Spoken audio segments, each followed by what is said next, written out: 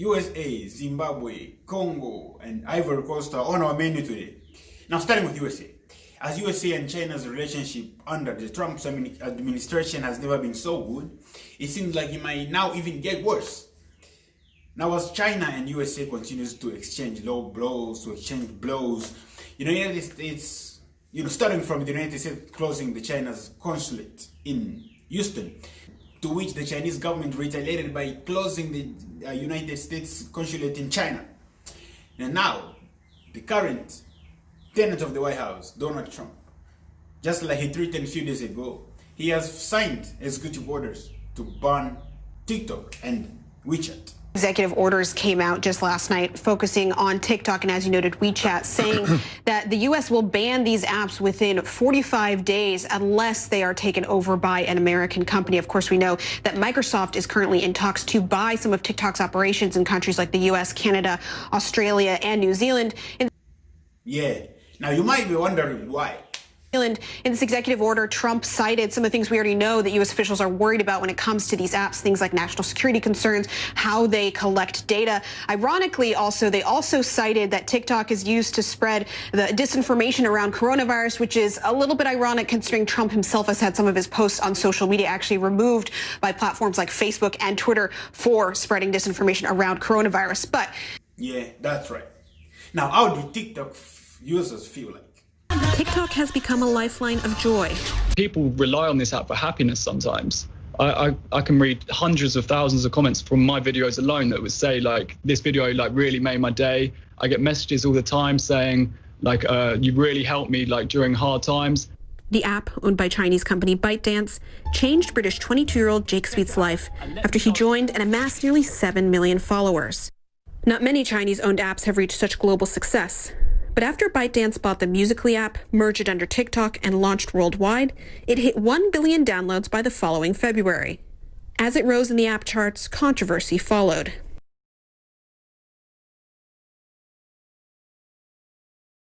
Oh, sorry for you guys.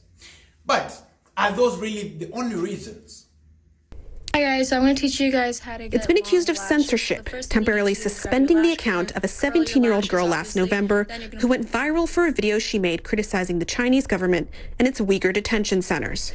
The company said the teen's account had been suspended due to a post on her other account and apologized, blaming the decision on human error. At the same time, U.S. lawmakers were warning the app could pose a national security threat, saying it was putting Americans' data in the hands of the Chinese government. A national security review was soon underway. TikTok said in a statement that it stores all U.S. user data in the United States and backs it up in Singapore and would never share data with the Chinese government. Or can this be the reason why? Acuity test, and he said there actually is, and he named it, whatever it might be. And it was 30 or 35 questions. The first questions are very easy. The last questions are much more difficult. Like a memory question, it's like you'll go person, woman, man, camera, TV. So they say, could you repeat that? So I said, yeah. So it's person, woman, man, camera, TV. Okay, that's very good. If you get it in order, you get extra points. Okay, now he's asking you other questions, and then 10 minutes, 15, 20 minutes later, they say, remember the first question? Not the first, but the 10th question? Give us that again. Can you do that again? And you go person, woman, man, camera, TV. If you get it in order, you get extra points. They said nobody gets it in order. It's actually not that easy, but for me it was easy. And that's not an easy question. In other words, they ask it to you, they give you 5 names and you have to repeat them, and that's okay. If you repeat them out of order, it's okay, but you know, it's not as good. But then when you go back about 20, 25 minutes later and they say, go back to that question, they don't tell you this, go back to that question and repeat them. Can you do it? And you go, person, woman, man, camera, TV. They say, that's amazing. How did you do that? I do it because I have like a good memory, because I'm cognitively there. You might be saying, why can this be the reason? Because this lady, this comedian and actress, Sarah Cooper, her videos of lip-syncing Trump's interviews and speeches makes millions of views, even on Twitter. Who makes millions of views on Twitter? Very few people do. Very few people make millions of views on Twitter, but she does. Now, if she can make millions of views on Twitter, how many views do you think she makes on TikTok? So some people think that might be the reason why. It hurts Trump. It hurts Trump's feelings to see what Sarah Cooper does. So some people think that might be the reason why. Oh, few weeks ago when Trump had a rally in Tulsa, when a lot of teenagers went on TikTok and told each other to go and play a lot of tickets so that the Trump people can think that the stadium is full and then not show up to the rally. And when it happened, there was a lot of empty seats at the rally, and we heard Donald Trump was not very happy about it. So those might be the reasons why Donald Trump is banning TikTok here, or it might be because their relationship with China is deteriorating, or it might be just for security reasons, just like they just said. But who really knows what the reason is? So moving on to Africa. Now, Africa has a history of its presidents clinging to power after the end of their last terms in office. Let's start with Ivory Coast. Ivory Coast's president, Alassane Ouattara, has announced that he's going to be a candidate in this 2020 coming up elections. Because of this event beyond our control, and because of my duty as a citizen, I've decided to respond favourably to the call of my fellow citizens, who asked me to be a candidate in the presidential election on the 31st of October 2020. Now, you might be wondering, why do I mind? Why do I care that he's going to be a candidate? Because the opposition think the constitution doesn't allow him. To which he says, because of the amendment that was done to their constitution in 2016, he's allowed to. But what's really surprising me is that the same man 5 months ago said this about being a candidate to these 2020 elections. Son Excellence, Monsieur Alassane Ouattara. After a decade in charge, Ivory Coast President Alassane Ouattara has confirmed that he will not seek re-election in polls scheduled for October 2020. The announcement on Thursday ends speculation about the political future of Ouattara. I would like to solemnly announce that I will not be a candidate in the October 31 presidential election.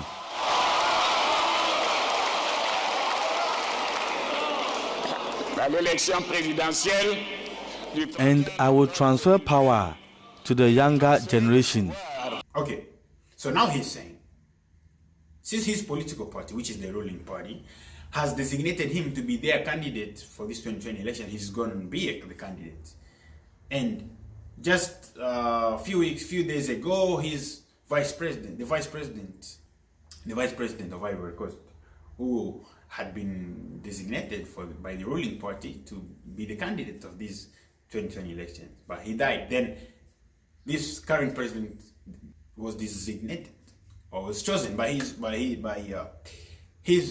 the political party members to stand in elections. Now, the president, if you heard what he said in March, he said he is leaving power to the kids. But Mr. President, you said you're going to leave this to the young people. You're going to leave this to the young people. What happened? Does that mean the ruling party only has old people? Does it mean the ruling party doesn't have some young, intelligent, and competent young people that can be candidates to these coming up elections? It's a question. Let's move on, ladies and gentlemen. Let's go to Congo. Congo, a very rich country, potentially rich, but figures in the list of the poorest countries in the world, according to its GDP. Now, one of the contributing factors to the underdevelopment of Congo is corruption. In Congo. So, a few weeks ago, the former cabinet director of the current president of Congo, Vital Kamerhe Lokaningiri Nkingi, was sentenced to 20 years in prison because of embezzlement of the public's funds. It was a sum of $48 million. That amount of money. A lot of money. So since then, his political party members, or the people that support him, a lot of them think that the sentence was not fair. They think that the trial was not fair. They think there is a black hand, dark hand behind this trial. They think somebody is instrumentalizing the justice system, somebody is instrumentalizing the judges so that they can do what they did to their political party president, Vital Kamerhe. Now, so, since then, they've been protesting here and there, seeking for the release of their political party president, Vital Kamerhe.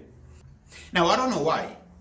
Not for somebody who has been arrested and sentenced for embezzlement of public funds, mismanagement of the public fund. Come on now, people.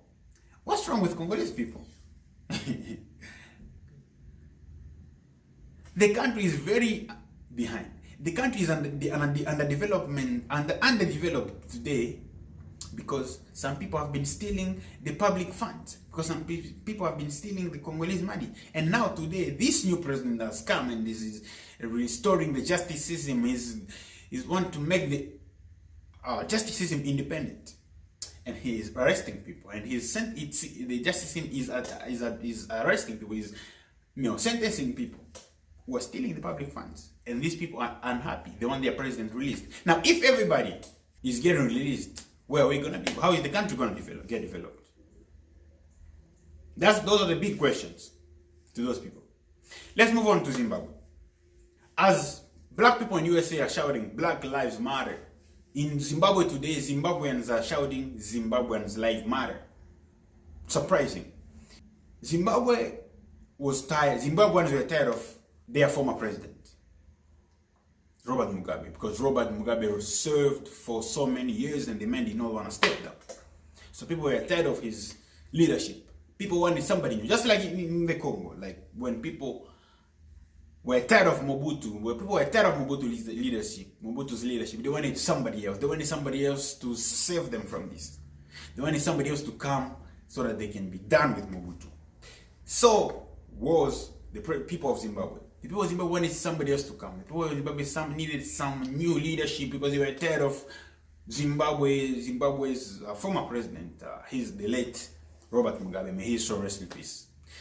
Now they have the new president. Zimbabwe has gone from dictatorship to dictatorship. This is what it has come to. Desperate health workers pleading with the police.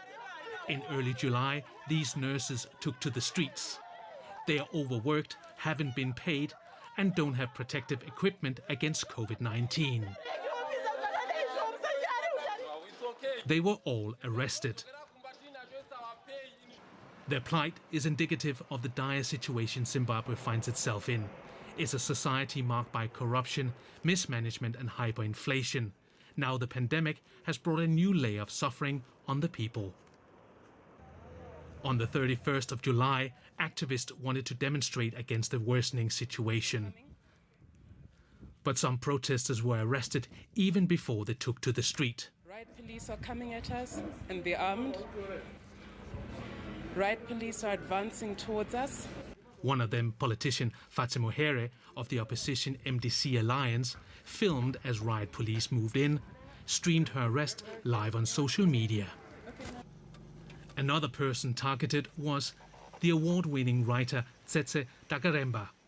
She was detained and jailed after staging her own small protests. She's now out on bail and accuses the president of holding the people hostage. It's like the people of Zimbabwe are in a chokehold. Trying to change Zimbabwe for the better is going to be a long engagement, and we have to strategize. Yeah, that's what's happening in Zimbabwe. The president doesn't want people to protest. The president doesn't want people to express their opinions. And this is what they did to some protesters in Zimbabwe.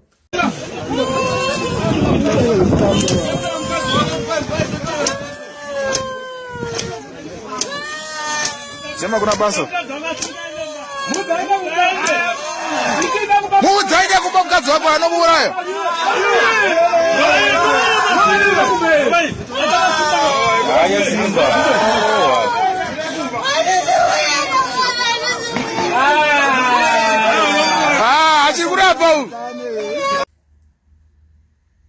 Hitting them under their feet.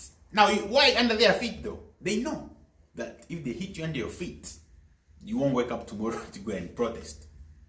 Because that pain, I don't think those people will be able to walk. Because if you cannot walk, how are you even gonna go and protest? You can't protest, that's why they're doing that.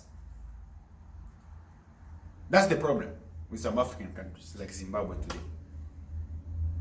Now, this president is saying that he won't let people divide the Zimbabwean people. He's accusing the opposition to be financed by some other countries in Europe to do what they're doing, to divide people, to bring violence in the country. But he's actually the one bringing violence because he doesn't let people express their opinion. He doesn't want people to protest peacefully.